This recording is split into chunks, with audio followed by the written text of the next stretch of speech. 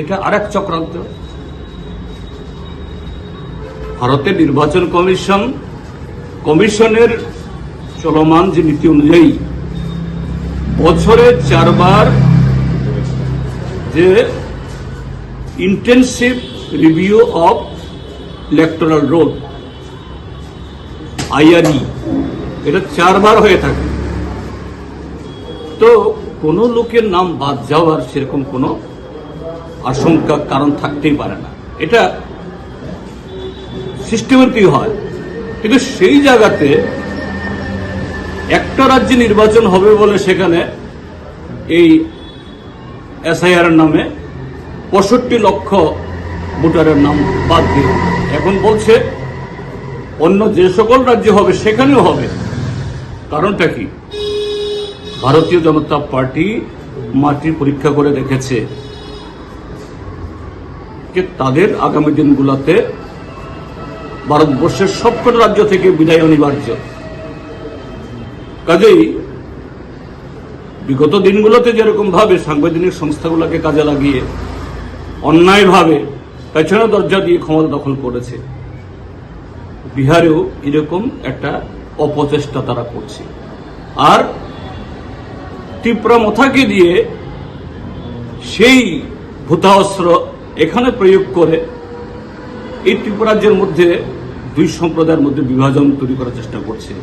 এতে হ্যাঁ, ত্রিপুরা রাজ্যে বিদেশি অনুপ্রবেশ আছে, ইলিগাল মাইগ্রেন্ট আছে, কেউ স্বীকার করে না। কার কারণে আসছে এগুলো?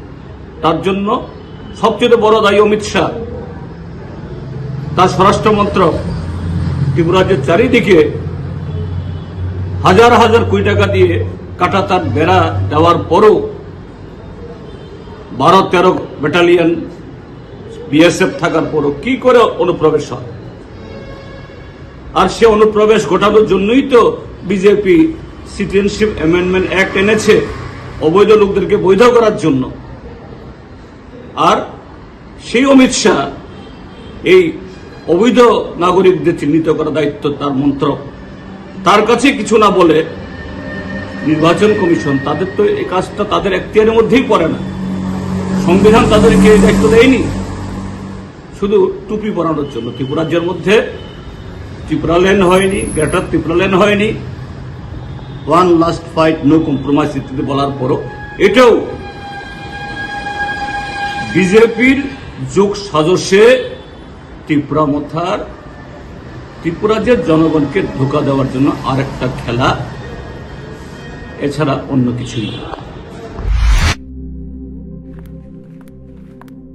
রিয়া, ডাকছিলে বাবা? কতদিনের রিলেশন? বছর 5 হবে। কেন? একবার জানালি না? সম্পর্কটা তো আমার, বিয়েটাও আমার, পছন্দও আমার। তোমার জানার প্রয়োজন এবার তো জানলে। তাহলে আমি যদি গিফট দিই সেটা আমার পছন্দের হওয়া উচিত। তোকে দিলাম, দেখ।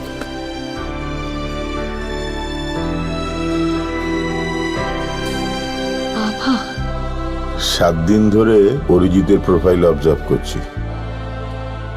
Good choice.